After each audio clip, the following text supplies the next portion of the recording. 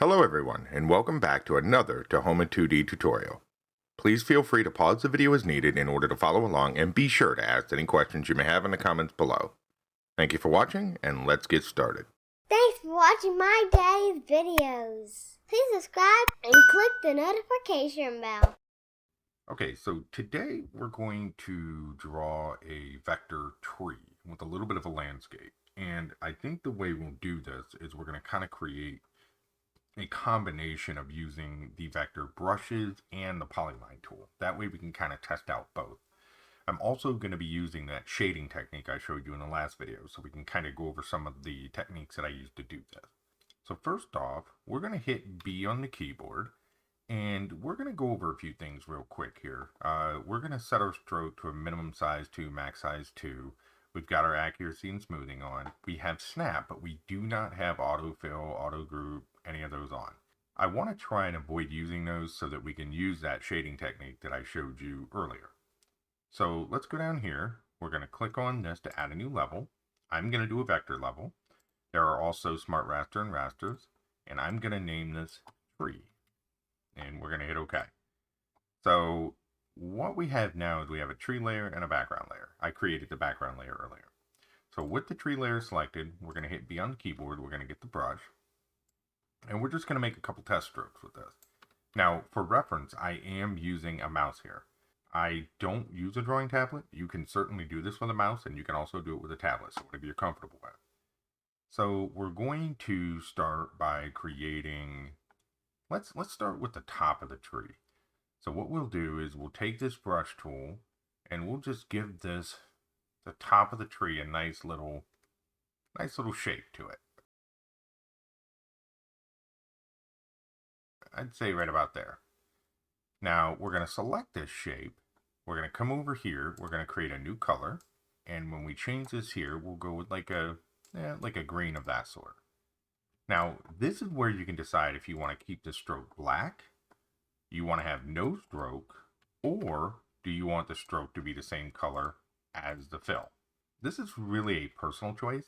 I deviate between strokes, no strokes, etc. So just look at these and decide how you want to go about this. Now what we're going to do, you know what, we'll hit G. We'll go to the polyline tool, because I want to show you creating with the polyline tool as well. So we're going to add a new color. We're going to click this plus sign. And we're going to come over here and we're going to get like a brown right about here, right? And what we'll do is we'll just kind of start in the middle of this tree. We'll click to make a point, and you can see that line follows, correct? And what I'm going to do is just kind of come down here, click and drag to give it a little bend. And then just like that last video I showed you, if you hold control, it'll let you create an angle instead of that bend. So we'll just kind of go like this. And we'll make a few little like branches and whatnot here. And you can just kind of guide this in any way that you see fit. And we'll just, just come in here and make some random shapes at the bottom of this fir tree. All right, good. And now we'll come up this side and we'll do the same thing. We'll hold control.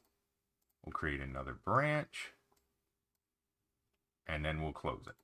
So we now have a closed shape. If we hit F on the keyboard, it'll take us to the fill tool. We can just hit fill. Nice. You'll notice the tree trunk is in front of the tree branches. So what we can do is select the tree trunk with the S tool right here. That's your selection tool. Hit S or choose selection tool. Select it.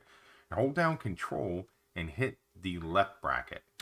It will send the tree trunk behind the branches. And that kind of changes the drawing order. And then of course we can select this and move this around any way we want. We can also select them both with shift. We can resize them. We can sort of move them around in this direction. I'm going to select the green that we use for the branches, and I'm going to hit B. I'm going to create a little bit of ground here. So I'm just going to kind of draw a cute little, sort of like this, sort of like a little hill, right? We'll fill it, and then we'll do that same thing. We'll select it by hitting S with the selection tool. We'll hit Control, left bracket, and send it to the back. Then we can just sort of move it around. So now we have this little tree on this little hill. Looking decent so far. we'll select that green again, hit B, and this is where you can experiment and create some little bushes, things of this nature. Of course, you can move it around.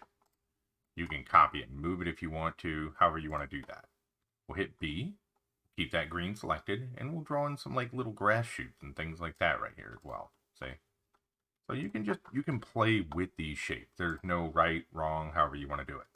Now you'll notice this style is very flat. It's a flat vector looking style without strokes or without any sort of interference. You can easily change this if you wanted to. You could select all the shapes with the S key and click that black, and you could immediately give them all a stroke, if that's the look you were going for. But again, this is entirely up to you as the artist what kind of look that you want.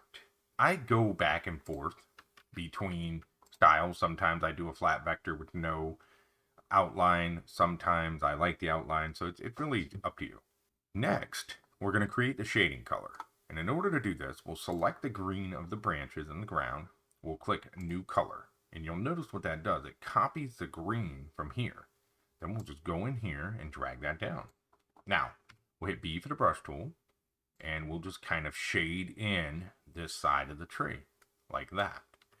And you'll notice when we hit the F for the fill tool and fill it, what does it do? It only fills that half.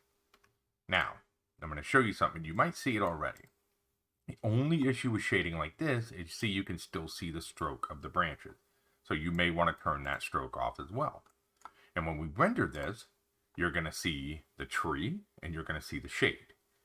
And of course, we could do more levels of that shade. You know, you could copy this again, go darker, and you could do an even darker color. So if you wanted the tips to, be kind of here, you could do the same thing over and over and over.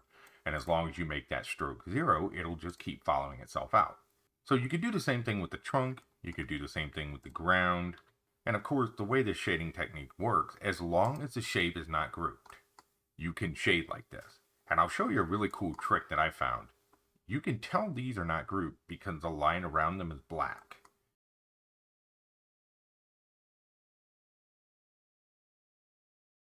If we look at the line around this tree trunk, you'll notice it turns blue. That means this shape is grouped, and it is in fact grouped. Because if we right click it, we have ungroup selectable. If we go here and right click, it says group, which is Control G and Control Shift G. So the ground is not grouped. The bush is not grouped, but the trunk is. So if we wanted to shade that trunk, we would have to ungroup it, shade it, and then we could shade the groups and the trunks back together. So we could group that into one unit. So if we move this now, it all moves as one unit. Right? Very good. So again, we'll just recap a couple things. You're going to hit B for brush, G for polyline tool, and they're both pretty interchangeable with how you want them to work. And then for making your assets, you're just going to sort of draw and get creative. And we'll throw in a few more details here. I'll make a few rocks here on the side. See, so you could do things like this. And of course, you could come down here and you could change the colors of the rocks. You could do different things. This is really meant to just be an example of what you can do. We'll throw in a white. We'll make a couple clouds real quick. So for me on clouds, I would do something like this. And then I would just do some shapes like this. And fill them in, see? And of course, you could do your typical sort of, fluffy white clouds if you wanted to. Fill it. So you can see where this starts to take shape. You're starting to see this could actually become a scenery. So with this, you could take this tree, you could copy it into a group, right? You could move it around if you wanted to. So you could make multiple instances of these trees. So if you wanted to create like a little forest here and rotate them, you could do that. The whole goal here is to just kind of show you how creative you can get with the vector tools in Tahoma. So I hope this helped clarify some of it. If you have any questions, please leave them in the comments below. I think this helped answer some of them. The next video, we're going to create some characters, and we'll just keep creating assets. We'll make some animals, things like that, and we'll keep getting more and more in depth. Thank you for joining me today. If you enjoyed the video, please remember to subscribe and click the notification bell. If you have something you would like to see me draw, please let me know in the comment. Also, if you would like to support the creation of these videos and earn other rewards, please check the description for my Patreon information. Always remember that anyone can be creative. Just believe in yourself and work hard. Thank you, and have an amazing day.